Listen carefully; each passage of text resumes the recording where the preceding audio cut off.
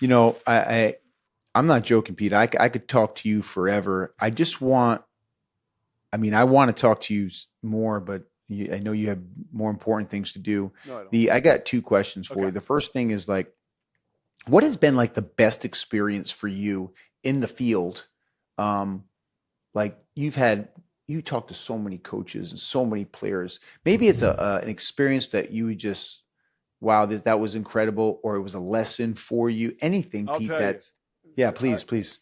I have a good one, and I've never really talked about this, but it's like it's a safe space here. But like so because nobody's asked me that question, but I know this is the most valuable thing that's ever happened to me. I had just signed my contract with ESPN like this was 3 years ago, and it was the second football game of the season I did with your buddy Takeo Spikes, and Oh man, he is. he's the Please best. go on. Please go on. But so he Uh, really. By the way, it was ingratiating for me to mention you, and you guys uh, were with the Bengals together. So he was like he was awesome. He and I got along great.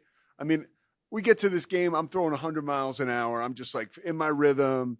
And the day before the game, there was this. I do a ton of research, like most broadcasters do, and you just kind of find so much stuff about these guys. And I discovered the day before the game that this kid from Kentucky had been in foster care like his whole life, and he was basically recruited to play at Vanderbilt, out of the foster care system. And I, working in Central Texas, I was a news anchor before I committed totally to sports. I did stories because I was fascinated with the trials and tribulations of foster kids. I did stories about getting foster kids adopted. Like mhm. literally like, you know, meet with these kids. They're phenomenal. Just put them out there so people see them and maybe want to adopt them, and you get people involved in foster care. So That's that was like awesome. a huge missing line, right? Yeah. So we're doing this game, and I make this discovery about this kid, Ray Davis, that he's now on the Buffalo Bills. Great kid. He was in foster care in Jersey, around Philly, and he got recruited by Vanderbilt, and then he ends up playing in Kentucky. Amazing story. And I tell that story, but I kind of like crowbar it into a game, and like into the second half, he's playing awesome. And the way that I said it was not like it was just a little too dramatic. I said like the clip's out there, people have seen it. I'm like, Yeah. here's a guy, um, you know, 7 months ago when he got in the transfer portal, everybody wanted him. And, 15 years ago when he was in foster care, nobody wanted him. Now the kid said that.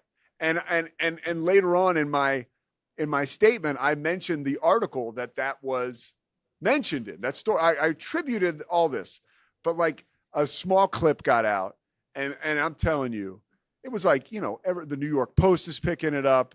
Every publication, like because literally I had to I was like, oh my God, Barstool put it out there. This other like Oh couple boy. famous comedians, people were like, everybody.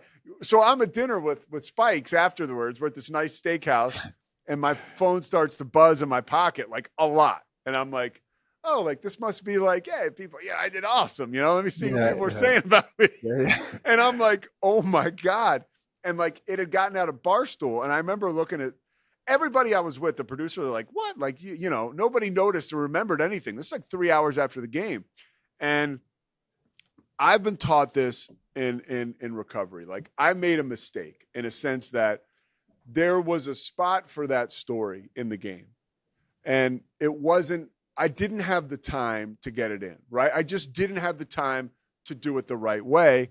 I Mhm. also didn't have the time to actually think about it and say, you know what? This isn't the right time for this. Like I can't give it what it deserves. And I certainly don't want to get it wrong or not have it come out the right way. And it didn't come out. People would argue both ways. Some people were like, it came out fine. And some people were like, wow, you totally screwed that up.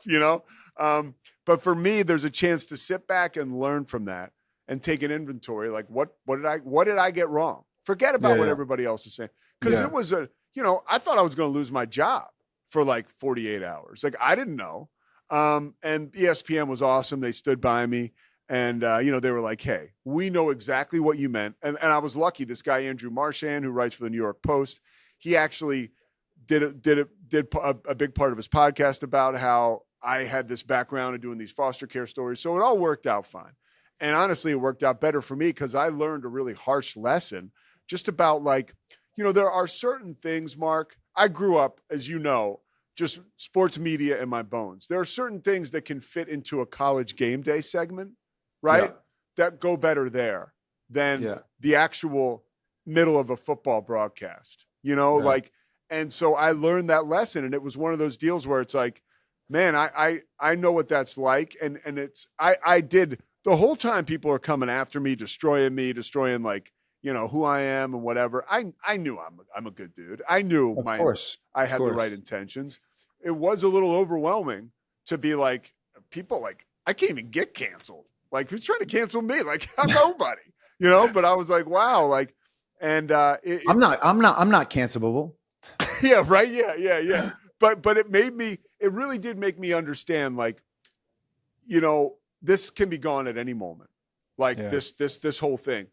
I am who I am, and they'll never take that away from me. Not like nobody's looking to take anything from me, but you get what I'm saying. Like, when everything's gone, I am who I am. My connections with other people in my life, my family members, people in sobriety, and there's a lot of stuff that's out of my control, right? So let's work a little bit more and focus on what we can control, and let's understand that there's a lot you can't control, and at the end of the day, you might just be left with what matters to you most. And what is that? Yeah. And I learned a pretty valuable lesson. That I'm not to say that I'm not terrified it won't happen again, but if it does, it's like anything in life. I know exactly, I had been through, I got sober. I lived in a halfway house. I worked at a Kentucky Fried Chicken. And I remember getting up in the hotel in Kentucky that night when the onslaught was coming, looking in the mirror and being like, whoa, like, God, this is, you got something for me here, huh? Yeah. But knowing like I was going to get through it, and I was laughing about it with my buddies, No, I mean, that's such a great lesson, but it's so interesting how you could go from first to worst in a moment. Wow. And it's always, I know it's the way it works and that's the way the world works, but it's always interesting to me how someone wants to, expose, just jump on a mistake. Yeah. And wild. I said, it's so interesting. Like, and by the way, the people who have made the most significant mistakes are usually the people who go after other people. And I'm like, glass house, bro. Yes. Glass house. Yeah. I'm like, don't you understand that that's the way life works? You make a mistake, you learn from it, you move forward. Yes. Just try not to be a mistake repeater. But people don't offer a lot of grace. And I think it's unfortunate, but a great lesson that you learned, and it made you better not only as a broadcaster and a commentator and analyst, but today you're even better as a human being. Yeah. Oh yeah. So. I really do. And honestly, I apply more grace to people in my life, especially people I work with, because I know what it's like to have, made a mistake, and on a level where it's like, and at the end of the day, we're just talking about sports, and let's just have some fun. It's a toy department. Like, try not to make it more complicated than it is.